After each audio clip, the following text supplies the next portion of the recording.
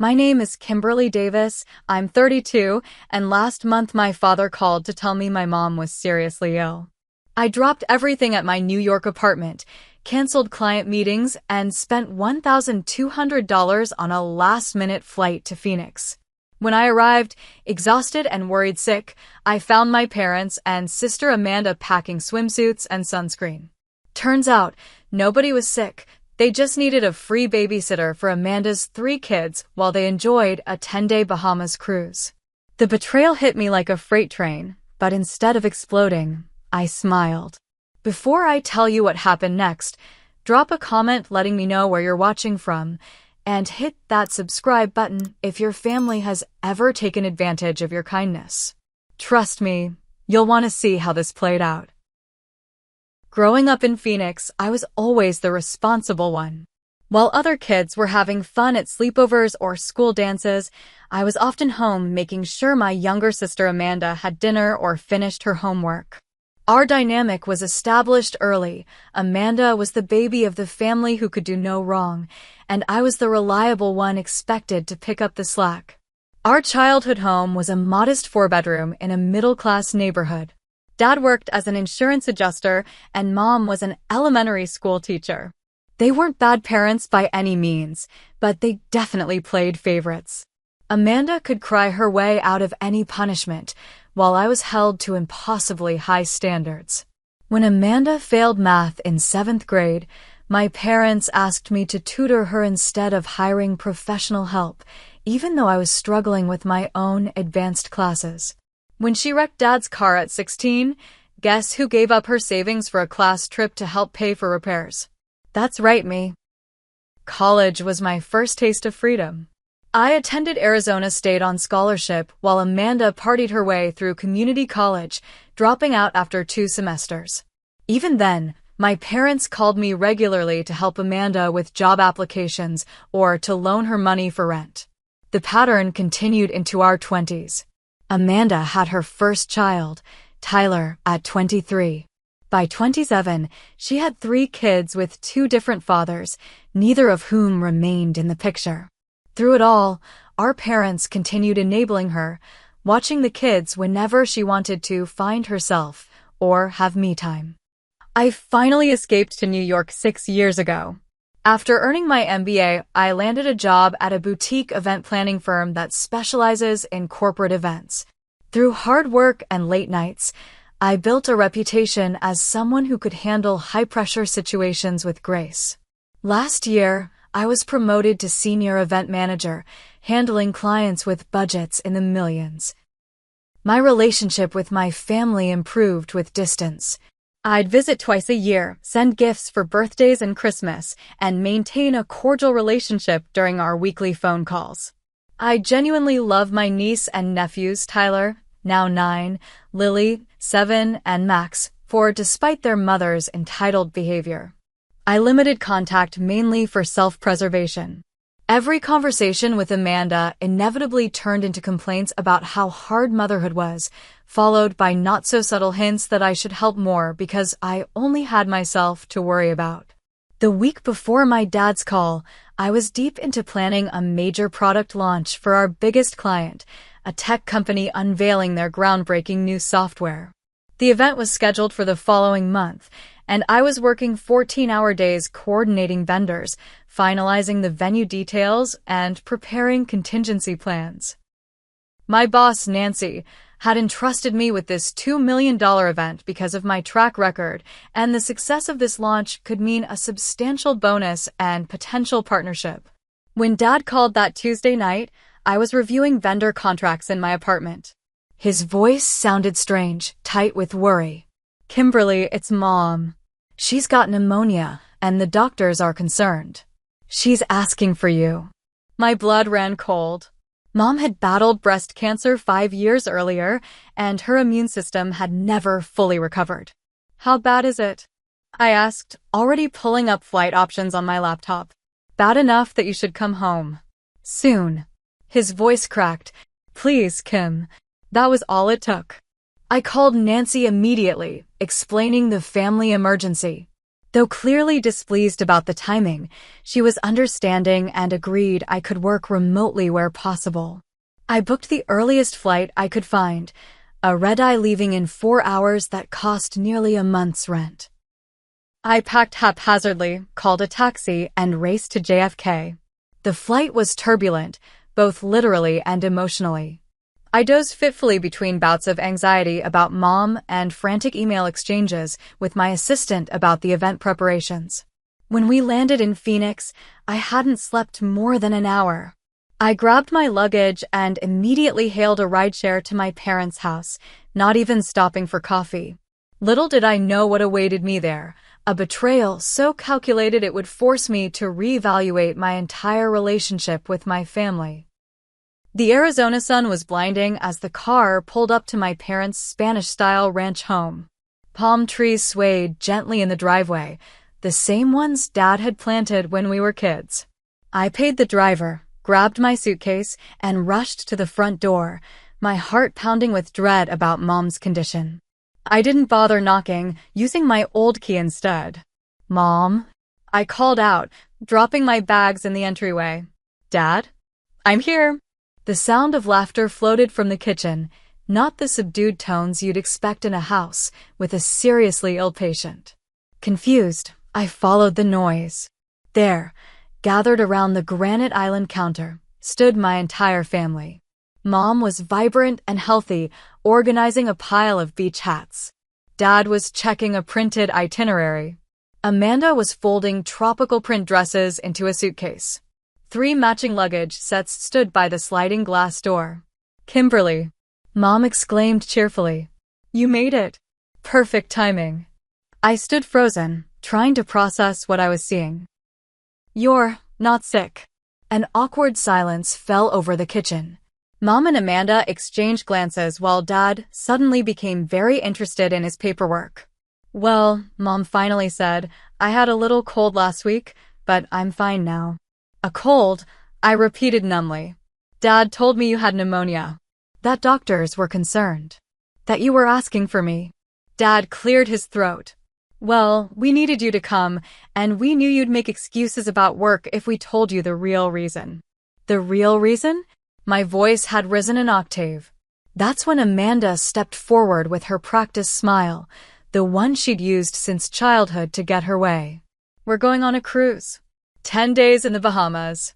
It's been planned for months, and we really need this break." "What does that have to do with me?" I asked, though the sinking feeling in my stomach told me I already knew. "The kids," Amanda said brightly. "They can't come with us. It's an adults-only cruise. And we knew you'd be perfect to watch them while we're gone." The room spun slightly. "You lied about Mom being seriously ill, so I would fly across the country to be your babysitter?" "Well, when you put it like that," Dad began. "Yes, that's exactly how I'm putting it," I snapped. "Because that's what happened." Amanda rolled her eyes. "Don't be so dramatic. You were coming home for the holidays anyway, right? This is just a few weeks earlier. I was coming home for 3 days at Christmas, not 2 weeks in October. I'm in the middle of planning a major event.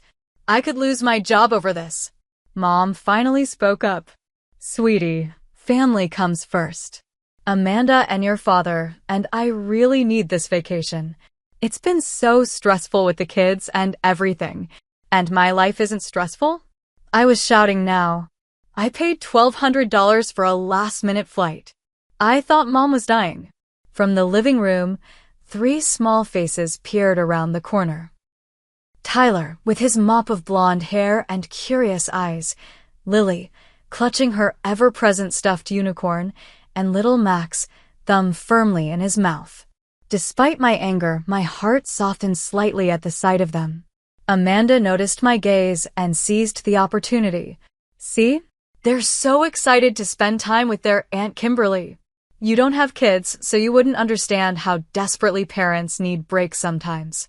That condescending comment reignited my fury. "I understand perfectly that you want a vacation. What I don't understand is why you had to lie and manipulate me instead of asking like a normal person." Dad stepped between us. "Now, Kimberly, don't overreact. We knew you were busy with work, but family obligations come first. We needed someone we could trust with the kids, and you're their aunt. Family obligations? I laughed bitterly. Like honesty? Respect for each other's lives? Or does obligation only go one way in this family? Mom's expression hardened. The look that had cowed me as a child. That's enough, Kimberly. We've made arrangements, tickets are paid for, and we're leaving tomorrow morning. The kids need looking after. Are you really going to abandon your niece and nephews because of a little white lie? A little white lie? I was incredulous. You made me think you were seriously ill. Well, Dad said with infuriating casualness, we knew you wouldn't come if we told you the truth. And there it was, the admission that they knew exactly what they were doing. They had deliberately manipulated me, counting on my love for Mom and my sense of family duty. Amanda stepped closer, her voice honeyed, but her eyes calculating. It's just 10 days, Kim. The kids are really well behaved now. Tyler's ADHD is mostly under control with his medication. Lily only has dance class twice a week, and Max, well, he's still in his destructive phase, but he naps in the afternoon. Under control? I repeated. The last time I visited, Tyler disassembled my hair dryer with a butter knife. Lily had a 2-hour meltdown over a broken crayon, and Max drew on every wall in the guest room. They've matured, Amanda insisted, though her darting eyes betrayed her. Besides, they adore you. I looked again at the children, who were now fully in the doorway. Despite everything, they weren't to blame for their mother's actions. Tyler gave me a small wave, and I couldn't help but wave back. Our ship leaves at 11 tomorrow, Mom said, clearly considering the matter settled. We'll go over the children's schedules tonight. The realization hit me. They never doubted I would cave. They had counted on my lifelong pattern of giving in, of putting everyone else's needs before my own. In their minds, I'd protest, then surrender, just like always. I was trapped. If I refused and left, the kids would be abandoned. If I stayed, I was rewarding their manipulation. As the full weight of their betrayal sank in, I felt something inside me shift fundamentally, a lifetime of resentment crystallizing into clarity. My family had gone too far this time. That evening, while my parents and Amanda continued packing as if nothing had happened, I retreated to the guest room to call Nancy. My hands trembled as I dialed. This wasn't just about family drama anymore. My career was at stake. Let me get this straight, Nancy said after I explained the situation. Your mother isn't actually sick? They lied to get you to babysit. Her New York directness was oddly comforting. Exactly. And now they're leaving tomorrow for 10 days. Kim, we have the Horizon launch in 3 weeks. I sympathize with your situation, but there's no way you can be out of the office for that long right now. I closed my eyes, feeling the walls closing in. I know. I'm trying to figure out a solution. Either come back or we'll have to reassign the project to Melissa, she said bluntly. I'm sorry, but there's too much at stake. Reassignment would effectively end my chances of partnership. After we hung up, I sat on the edge of the bed, trapped in an impossible position. If I abandoned the kids, I'd never forgive myself.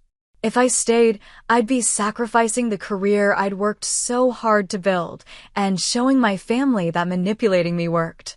A soft knock interrupted my thoughts. It was Lily, holding her unicorn. Aunt Kim? Are you mad at us?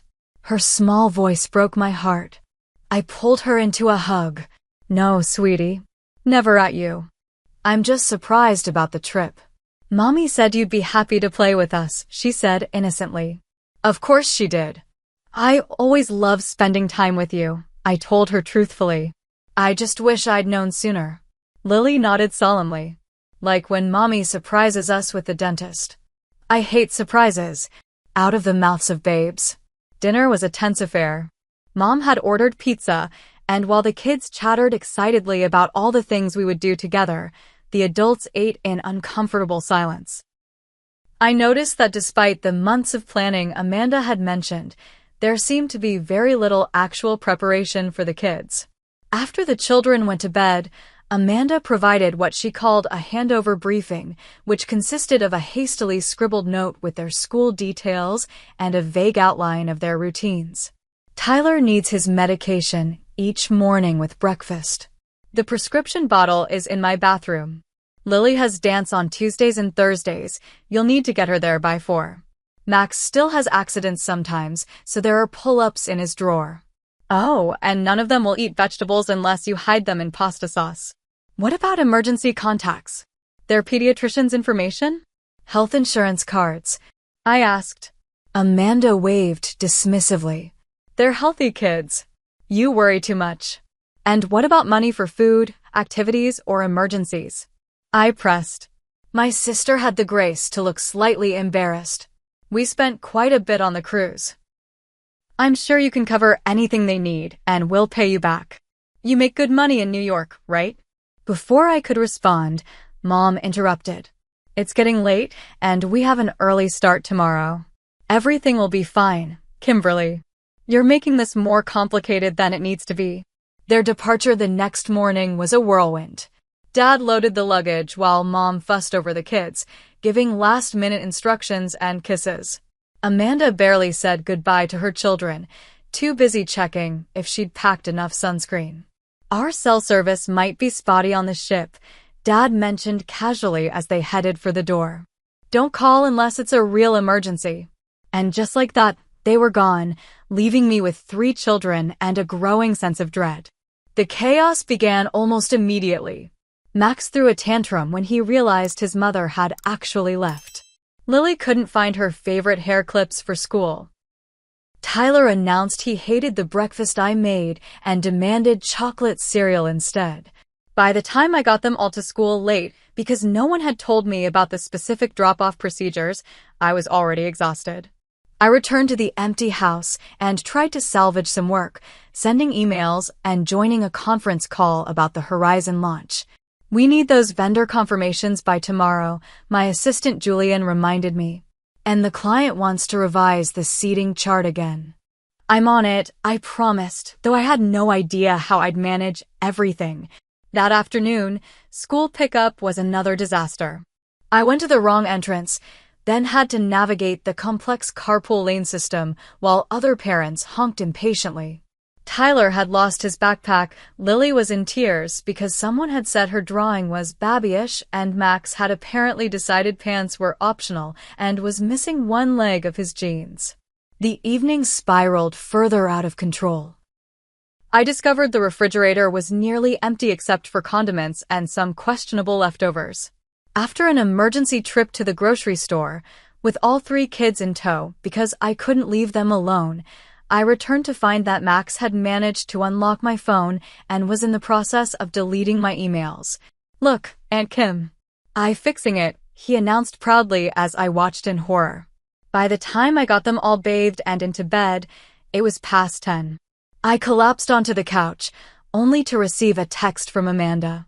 It was a selfie of her and our parents on the cruise ship, cocktails in hand, with the caption, "Bon voyage. Finally relaxing. Kids being good." I stared at their smiling faces, my exhaustion turning to simmering rage. They were finally relaxing while I was sacrificing my career and sanity.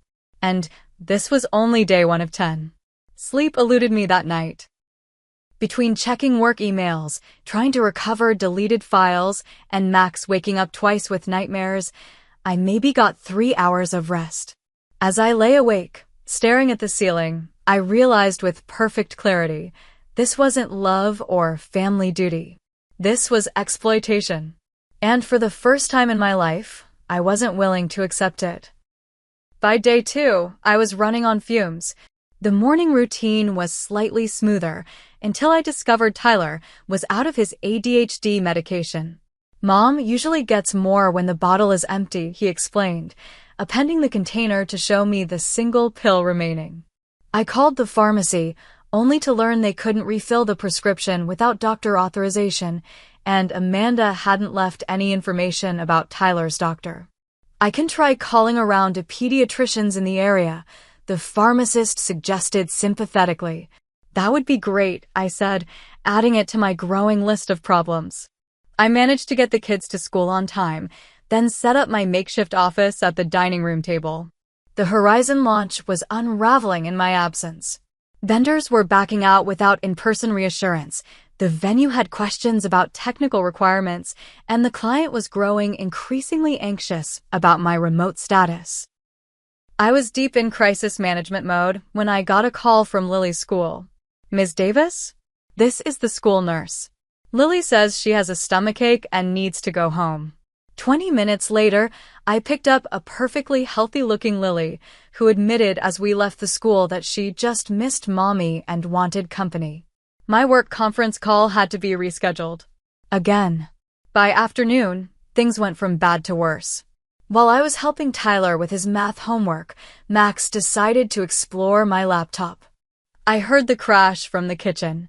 Running into the living room, I found my $2,000 MacBook on the floor, screen shattered, with Max standing over it, a hammer from God knows where in his small hand. I wanted to see inside, he explained innocently. "My laptop, with all my work files.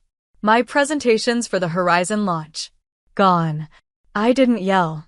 I couldn't. I just stood there, staring at the destruction of both my property and likely my career. Lily started crying, thinking I was angry.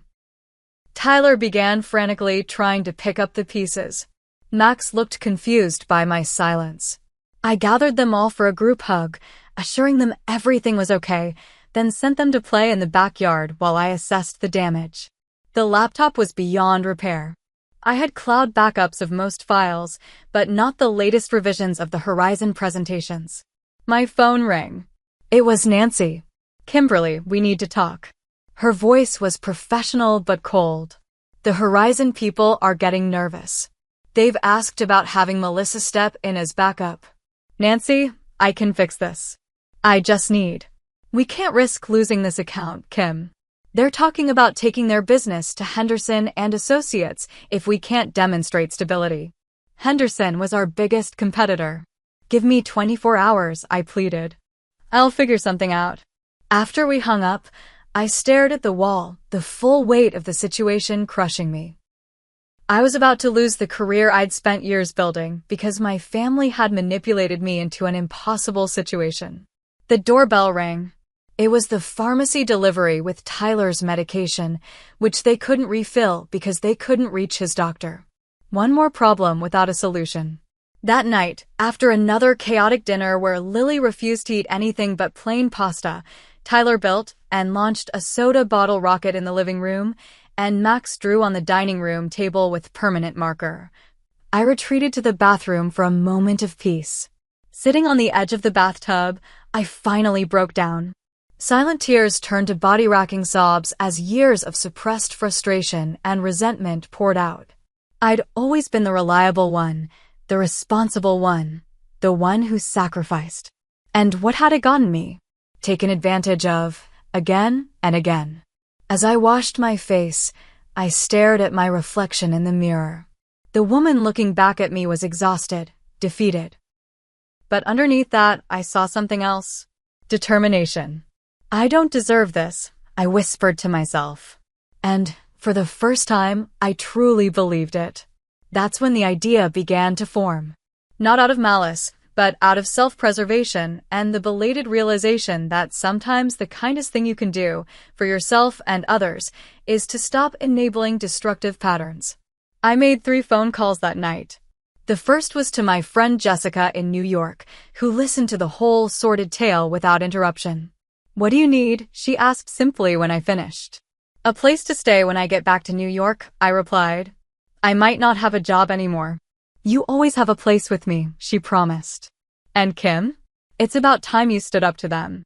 The second call was to Julian, my assistant, explaining my plan to return to New York and salvage what I could of the Horizon launch. The third call was the hardest and the most important. I called my Aunt Carol, my mother's sister who lived just outside Phoenix. Carol had always been the black sheep of the family, mainly because she called out bad behavior instead of enabling it. She and Amanda had a strained relationship because Carol never hesitated to criticize Amanda's parenting. They did what? Carol exclaimed when I explained the situation. Her outrage was validating. I know it's a lot to ask, I said, but the kids shouldn't suffer for their parents' behavior. Bring them over, Carol said without hesitation. I've been saying for years that those children need structure and consistency. As I hung up, a strange calm settled over me. For the first time since arriving in Phoenix, I felt in control. I had a plan. The next morning, I sat the kids down for an honest conversation. I love you all very much, I told them, but I need to go back to New York for my job. You're going to stay with Great Aunt Carol for a few days until your mom and grandparents get back. I expected tears or protests, but instead, Tyler asked thoughtfully, is it because we've been too much trouble? My heart broke a little. Absolutely not. This is about grown-up responsibilities and choices. None of this is your fault. Will Aunt Carol let us have ice cream? Max wanted to know. I'm sure she will, I smiled. And she has that big yard with the tire swing, remember? Lily looked concerned. But what about Mommy? Won't she be mad if we're not here? Out of the mouths of babes, indeed. Your mom made a choice to go on vacation, I explained gently. I'm making a choice too. Sometimes adults have to make hard choices. As they process this, I added, and I promise I'll video chat with you every day until your mom gets back. With that settled, I began documenting everything. Taking photos of the house's condition, saving Amanda's minimal instructions, and writing detailed notes about each child's needs and routines. I wasn't being vindictive, I was being thorough. Next, I packed the kids' essentials and favorite toys. Then I wrote a letter, calm, factual, and unapologetic, explaining exactly why what they had done was wrong and damaging to both me and their relationship with me. I included the receipts for the expenses I'd incurred, from my flight to the groceries I'd bought. With each action, the fog of obligation and guilt that had surrounded me for years began to lift. This wasn't about revenge. It was about finally establishing boundaries that should have existed long ago. The next morning, I loaded the kids and their belongings into the rental car I'd arranged. The drive to Aunt Carol's was filled with Tyler's excited chatter about her pool, Lily's questions about when her mother would return, and Max's attempts to sing the alphabet song on repeat. Carol's home was a stark contrast to the chaos of Amanda's. The Spanish-style house sat on a half-acre lot with mature citrus trees and a well-maintained garden. Wind chimes tinkled gently from the covered porch where Carol waited, a warm smile on her face. There are my great-nephews and niece, she called, coming down the steps to greet us. Carol had raised 3 children of her own, all now successful adults, and had a natural way with kids that immediately put them at ease. She knelt to Max's level, admiring the toy dinosaur he thrust toward her. She complimented Lily's braids and asked Tyler about his latest science project. Inside, Carol had prepared bedrooms for each child, with thoughtful touches like nightlights and stuffed animals. The kitchen counters held ingredients for cookie baking, an activity she had planned for that afternoon. I've cleared my schedule for the next week, Carol told me as the kids explored the house. My book club can manage without me, and Barbara next door will help with school pickups if needed. I handed her the folder I'd prepared with medical information, school details, and daily routines. I've included everything I know, which isn't much. Amanda didn't leave much information. Carol's expression tightened slightly. That doesn't surprise me. Don't worry, we'll figure it out together.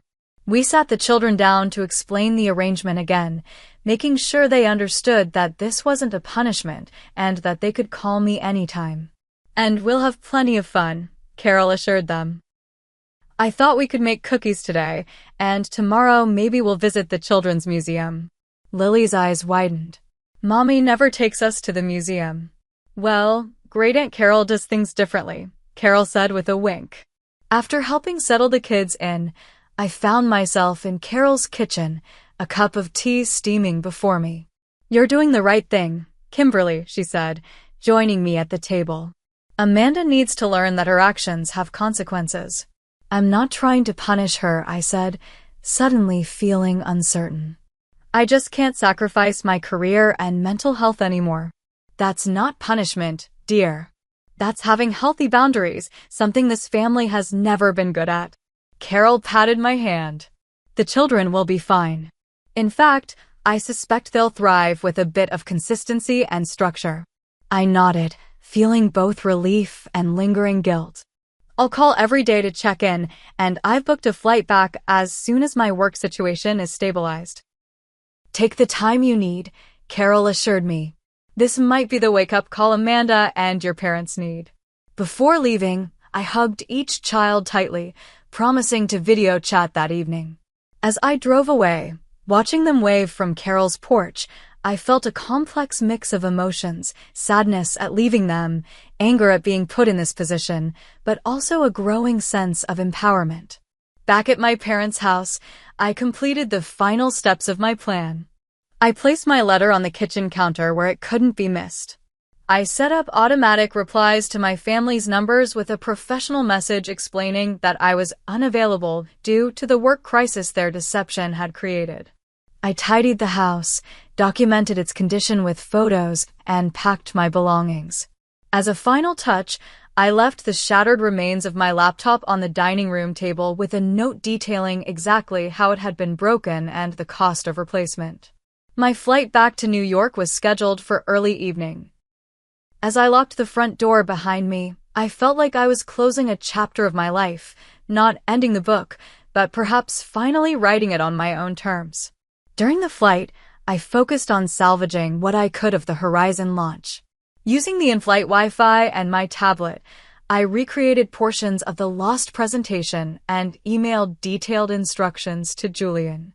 By the time we landed at JFK, I had a plan to save both the event and possibly my job. Jessica met me at the airport, enveloping me in a hug before I could even put down my bags. "I'm proud of you," she said simply. As we drove to her apartment, I checked in with Carol. The video call showed 3 happy children, faces smeared with chocolate from cookie baking, eagerly telling me about their day. "Aunt Carol lets us help cook," Tyler announced proudly. "And we have to put our toys away before getting new ones out," Lily added, as if this revolutionary concept both puzzled and pleased her. Max just waved frantically, shouting, "Miss you, Aunt Kim," before running off to show Carol's cat a cookie. "They're adjusting beautifully," Carol assured me. "Don't worry about a thing here." That night, in Jessica's guest room, I slept better than I had in days, unburdened by the weight of others' expectations and secure in the knowledge that I had finally done what was right for everyone, including myself. The explosion happened exactly as I'd anticipated. 3 days after I returned to New York, Amanda called from the cruise ship, her voice shrill with panic and rage. "What do you mean you're in New York? Where are my kids?" I maintained the calm, professional tone I'd practiced. "The children are safe with Aunt Carol. I had to return to salvage my career after being manipulated into leaving it. You abandoned my children." She was practically screeching now. "No, Amanda. I ensured they were safely cared for by a responsible adult after their mother abandoned them for a cruise." Her sputtering was interrupted by my father grabbing the phone. "Kimberly and Davis, what the hell do you think you're doing?" "Setting boundaries," I replied evenly. "Something I should have done years ago. We asked you for one simple favor. You lied about Mom being critically ill to manipulate me into flying across the country. That's not asking for a favor. That's exploitation." "Don't be so dramatic," he scoffed. "It was just a little white lie. A lie that cost me $1,200 in airfare, nearly cost me my job, and destroyed my $2,000 laptop. Not to mention the emotional damage of thinking Mom was dying." There was a pause, then my mother's voice came on the line. "Honey, we're sorry if you felt misled, but family helps family. You know Amanda needed this break." The carefully crafted apology that wasn't actually an apology ignited my resolve further. If Amanda needed help, she could have asked honestly. You all chose deception instead, which tells me you knew what you were asking was unreasonable. "So you abandoned 3 innocent children as revenge?" Mom's voice dripped with manufactured outrage. "The children are having a wonderful time with their great-aunt, who is providing structure and stability. I video chat with them twice daily. This isn't about revenge.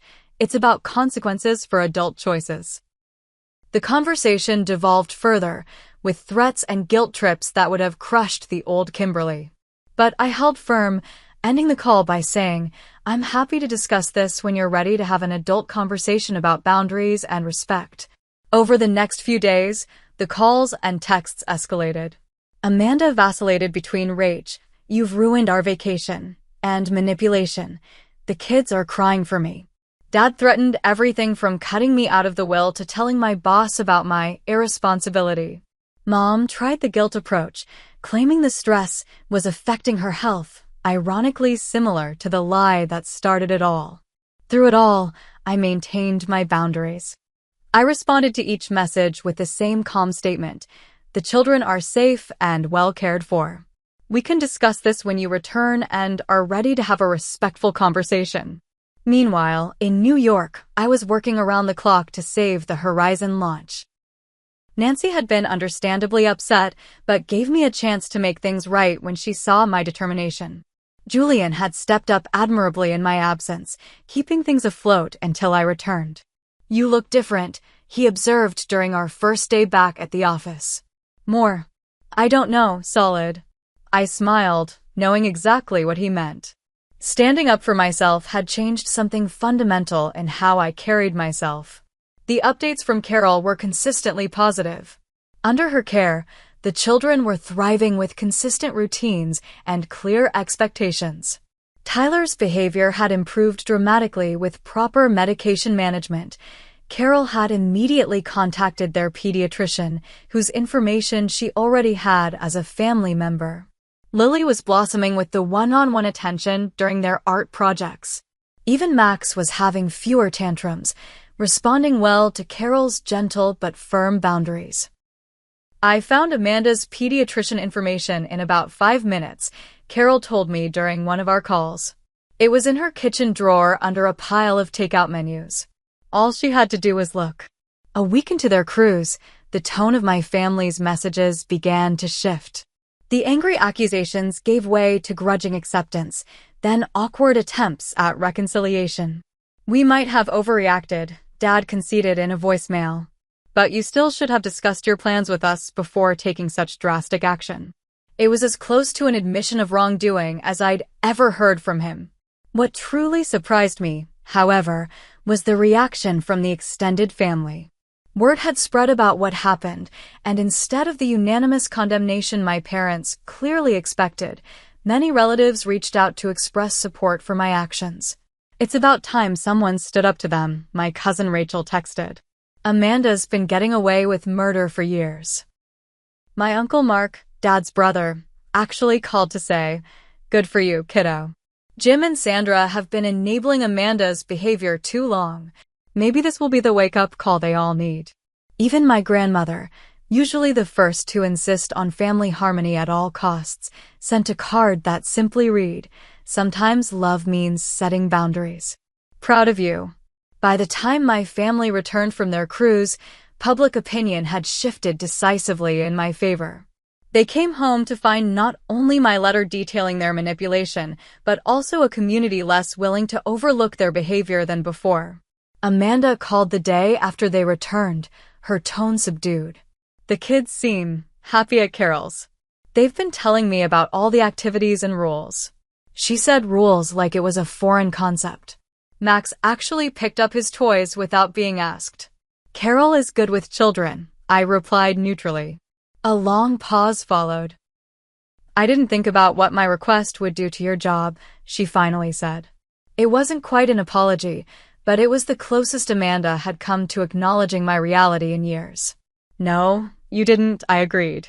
"And Dad and Mom didn't think about the emotional impact of lying about a serious illness."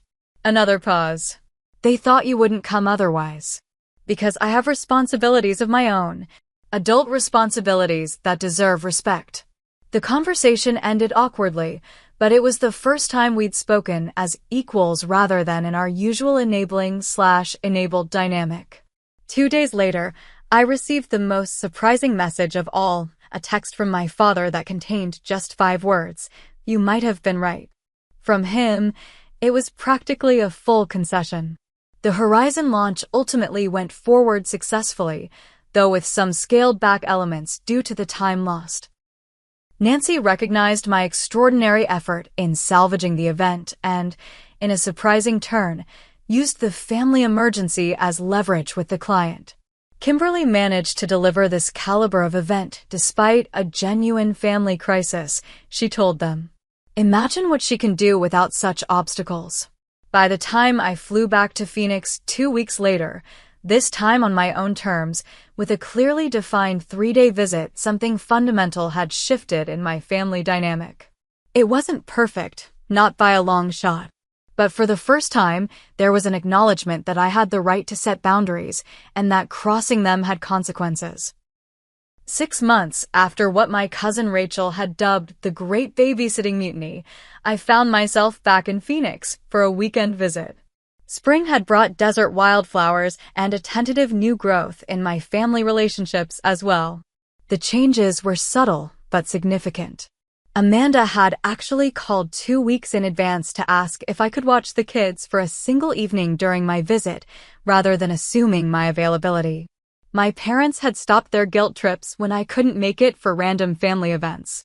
Most surprisingly, they'd all started acknowledging my career as a legitimate priority rather than an inconvenient obstacle to my family obligations. Tyler ran to hug me when I arrived, proudly showing me his science fair ribbon. And Carol helped me with the research, he explained. And Mom made sure I had time to work on it every day. Lily, more reserved but equally excited, had prepared a dance routine to show me. I practice for 30 minutes every day now, she informed me seriously. Mom got me a chart to track my progress. Even little Max seemed more centered, greeting me with a surprisingly gentle hug instead of his former tackling approach. We've been working on appropriate ways to show affection, Amanda explained, a hint of defensiveness in her tone, but also genuine pride. My sister had changed too. Not dramatically, leopards don't completely change their spots overnight, but meaningfully. She'd started taking parenting classes at the community center, prompted initially by Carol's influence, but continuing on her own. I realized I didn't actually know what I was doing, she admitted during a rare moment of vulnerability as we sat on the patio while the kids played in the yard. I just expected everyone to fill in the gaps for me. Parenting is hard, I acknowledged.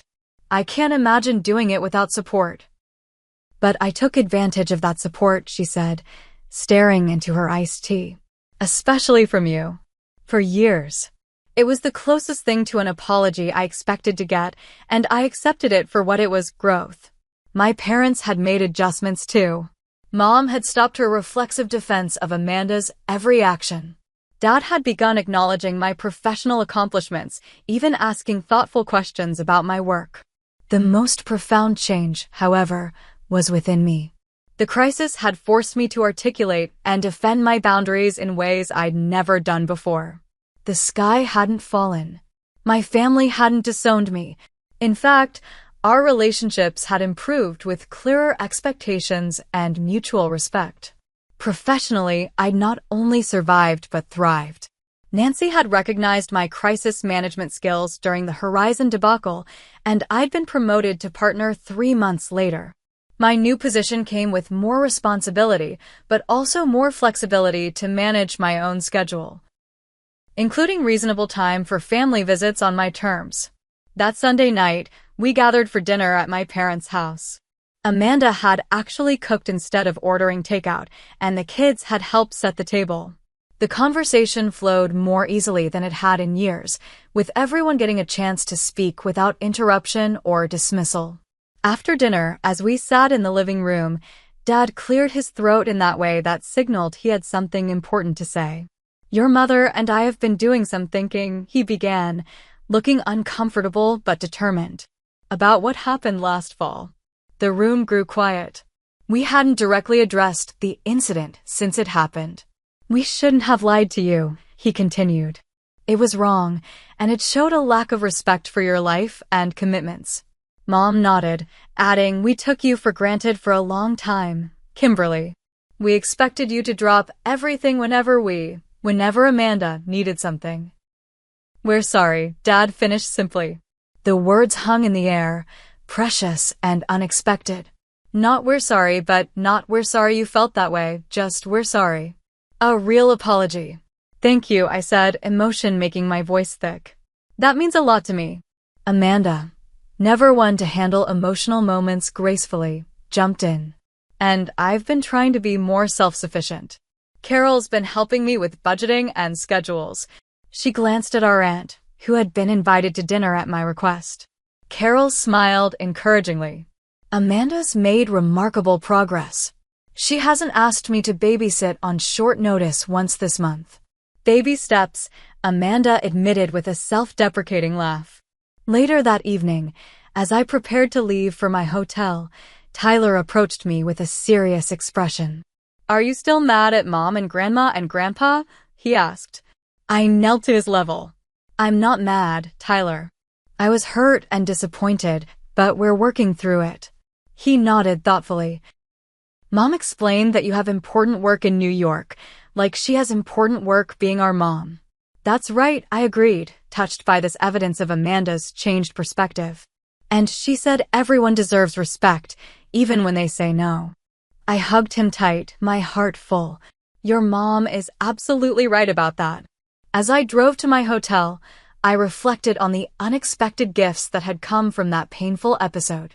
By finally standing up for myself, I had not only gained self-respect, but had actually helped my family grow. Our relationships were healthier now, built on mutual respect rather than obligation and guilt. The path forward wouldn't always be smooth. Old patterns have a way of reasserting themselves in times of stress. But we had new awareness now and tools to communicate more honestly. For the first time in my adult life, I felt like an equal member of my family rather than just the reliable one who could be counted on to sacrifice without complaint. Sometimes the most loving thing you can do for others is to show them how to treat you properly. Sometimes a smile in the face of manipulation, followed by setting firm boundaries, can change not just your life, but the lives of those around you. If you've ever found yourself in a similar situation, taken for granted, manipulated, or expected to continually sacrifice your needs for others, I hope my story gives you courage. Setting boundaries isn't selfish, it's necessary for healthy relationships. And sometimes those who push back hardest against your boundaries are the ones who needed them most all along. I'd love to hear your stories of setting boundaries with family members. Have you ever had to take a stand like I did? Drop a comment below sharing your experience, and don't forget to subscribe to hear more stories about navigating complicated family dynamics. If this resonated with you, please give it a thumbs up and share it with someone who might need to hear that it's okay to prioritize their own well-being. Thank you for listening to my journey, and remember, true family support goes both ways.